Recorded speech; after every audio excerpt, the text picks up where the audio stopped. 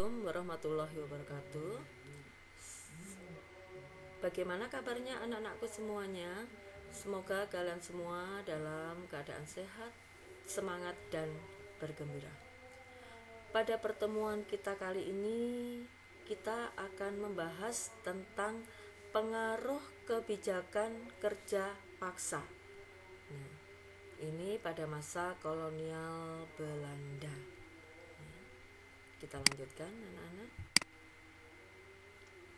Apa sih kerja paksa itu?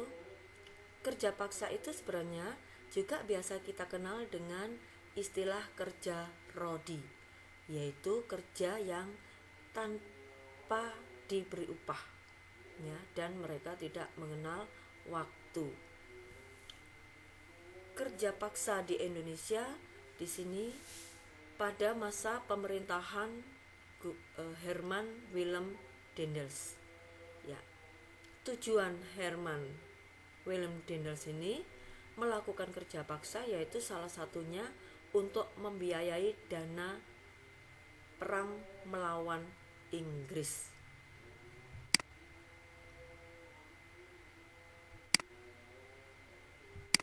Ya, kita lanjutkan. Bagaimana langkah Willem Daendels di sini melakukan pemerintahannya di Indonesia? Langkah-langkahnya salah satu yaitu apa? Meningkatkan jumlah tentara perang, ya, dengan jalan mengambil dari berbagai suku bangsa di Indonesia. Yang kedua, membangun pabrik senjata di Semarang dan Surabaya. Yang ketiga, yaitu membangun pangkalan armada di Anyer dan Ujung Kulon. Dan yang keempat, membangun jalan raya dari Anyer hingga Panarukan yang sekarang bisa kita nikmati sampai saat ini sepanjang 1100 km. Dan yang selanjutnya, membangun benteng-benteng pertahanan. Nah, ini benteng-benteng ini juga bisa kita nikmati sebagai sejarah, ya, peristiwa sejarah yang ada di Indonesia. Kita lanjutkan, yaitu tentang kebijakan Willem Daendels. Apa saja kebijakan Willem Daendels di sini? Yang pertama yaitu semua pegawai pemerintah menerima gaji tetap, ya, tapi mereka dilarang untuk melakukan perdagangan, jadi bekerja hanya untuk pemerintahan Belanda. Yang kedua di sini melarang penyewaan desa, kecuali di sini untuk memproduksi gula, garam, dan sarang burung. Selanjutnya yaitu melaksanakan kontingenten, yaitu pajak dengan penyerahan hasil bumi. Dan yang selanjutnya yaitu menerapkan atau menetapkan Verplichtleverantie, yaitu kewajiban menjual semua hasil bumi rakyat hanya kepada pemerintah Belanda dengan harga yang sudah ditetapkan.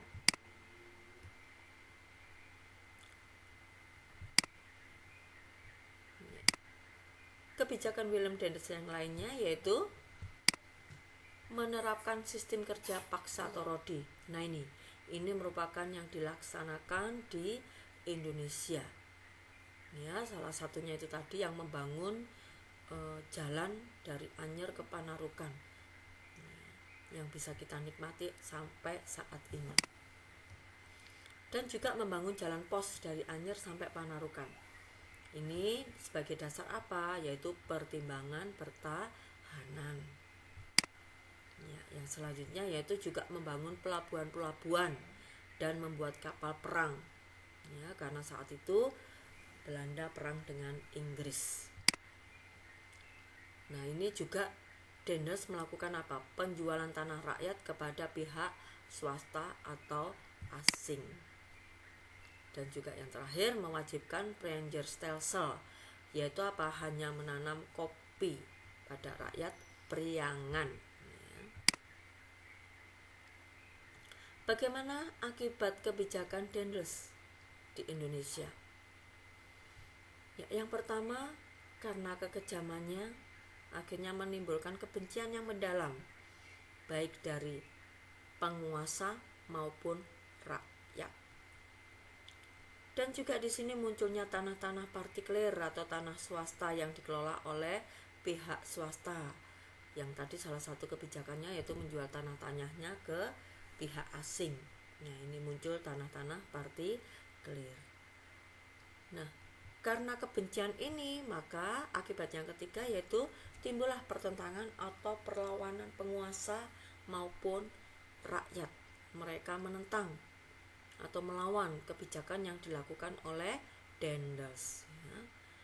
Dan juga di sini akibatnya banyak kemiskinan dan penderitaan yang dirasakan oleh rakyat Indonesia.